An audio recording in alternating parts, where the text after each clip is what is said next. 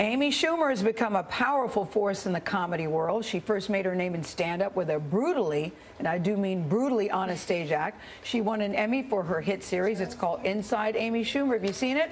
Her first movie, Trainwreck, was a hit, earned more than $140 million at the box office worldwide. And Schumer is just getting started. This comedian, actress, writer, producer, and director is now an author. Her first book is called The Girl with the Lower Back Tattoo. It's published by an imprint of Simon & Schuster, which is owned, by the way, by CBS. And Amy Schumer joins us for the first time at the table. Hello, welcome, Amy Schumer. Thank you. That's how I got here. I didn't know it was owned by CBS. All right. No, we invited you, and you were in the neighborhood. You said, sure, I'll come on over. Come on, I'll come check you guys out. This is what you say in the book. Everything in the book happened. Everything is all true. You said, I don't tell everything I know, but boy, do you tell a lot. Yeah. It's extremely honest, extremely candid, and you start with, well, one of the stories you talk about is in 8th grade, you're running around with a bunch of kids, and you have the nickname, her nickname is Pancakes Guys and Silver Dollars. That's right. Which is very revealing, I think, about who you are. It's pretty revealing. I think you'll like this story, Charlie.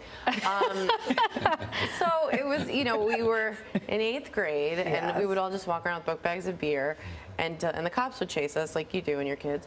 And so the boys somehow talked us into that we were going to flash them. And, you know, they had a really good argument, like, do it. And we were like, okay. So all the girls, we lined up and lifted up our shirts. And all the boys looked at me. And I did not have the biggest boobs at all of the crew. But I looked down and I realized everyone else had only shown their bras. And I was the only one who went, you know, full throttle. Yes. And I think that's kind of a good metaphor for my whole life. I'm always the one like revealing too much. Like, oh, I thought we were all admitting real things about ourselves. And people are like, no, no. There is a kind of contradiction about you, which is, I mean, you are a private person. Yeah. Yet in terms of television, you are every woman. I mean, you have this huge profile.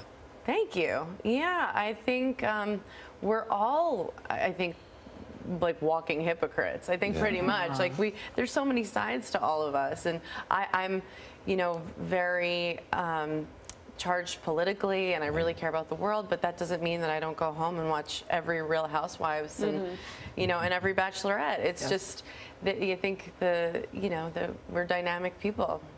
I like in the book you take on this idea of people singling you out as a female comedian, or this is what women in Hollywood are like, and that really gets under your skin. It does. It bothers me. It's such a, I think, and we were talking about the scale. It's just so strange. People always they'll say, I usually don't like female comics, but you're okay. And I'm like, would you go up and say, I don't usually like black people, but I like, it's just such a weird, like you. Yeah, it's such a strange thing. And people will say, Amy, people have said that to me. They have? And you know what? I really regret saying that. And I wish I could take it back, though. But you find it demeaning rather than lifting it's just, it's, I think, a specification that doesn't need to be made, because some people, they'll say, you're my favorite female comic. And then I go, oh, who are your male comic? And they go, actually no one. I'm like, maybe I'm your favorite comic. Like maybe it doesn't have to be this, you know, this distinction that's made. Yeah, I think there are worse problems in the world, but it does annoy me. But you also talk about your parents.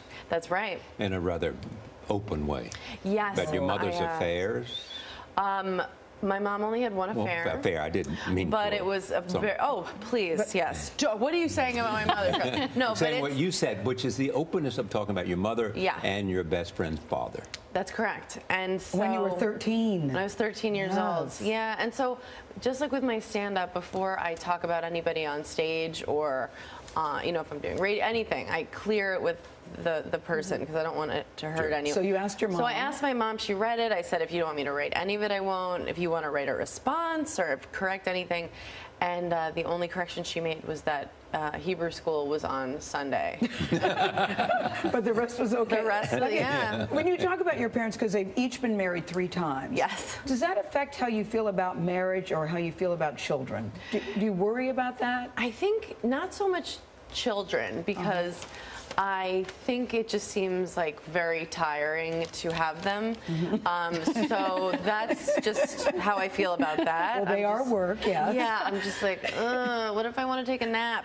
But what about marriage? But marriage, I feel very realistic about just statistics. I'm very romantic, and I love, but I don't, you know, just statistically, it doesn't look so good for like you and me forever.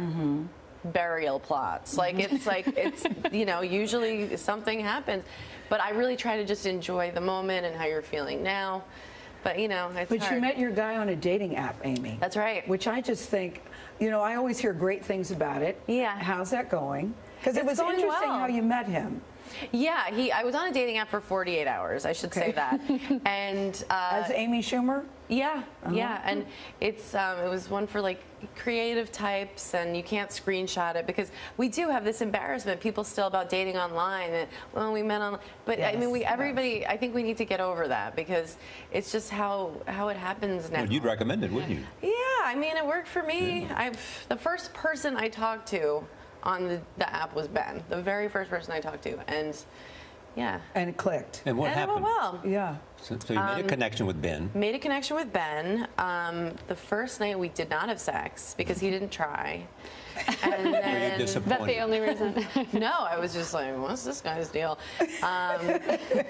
No, we just really liked each other, and it felt very good and right and easy. And there was no, oh, should I wait? It was just like, we're together now, and that was it. The first time you got a laugh, just like you did that, it was Yeah. you weren't trying to get a laugh. You're at your No. bat mitzvah and you sang very poorly. Yeah, I did not do a Should good have job been singing. humiliating, but for you it wasn't. Yeah, you know, the last note of if you, in case you don't have any Jews in your life, when you have a bat mitzvah, you can choose to read from the Torah or chant. So I chanted, and the very last note, I just cracked. It was just, and everyone was silent, and I was really embarrassed because I wanted to do a good job, but then everybody laughed, and then I laughed, and it was like, oh, that's better than if it had gone well. There's a quote from you in the book, which I liked a lot. You said, I know my worth, I embrace my power. I say, if I'm beautiful, I say, if I'm strong. You say, you will not determine my story. I will. Well said. I love that Thank too. you. I love Thanks, that guys. too. It's great to have you. The Girl with the Lower Back Tattoo is on sale wherever you like to buy your books. Wherever.